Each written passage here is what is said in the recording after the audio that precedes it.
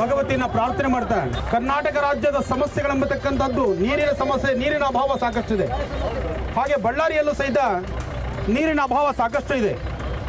ಆದಷ್ಟು ಬೇಗ ತುಂಗಭದ್ರಾ ಜಲಾಶಯ ಹರಿಬೇಕು. ಅದಕ್ಕೆ ನಾವೆಲ್ಲರೂ ಪ್ರಾರ್ಥನೆ ಮಾಡೋಣ.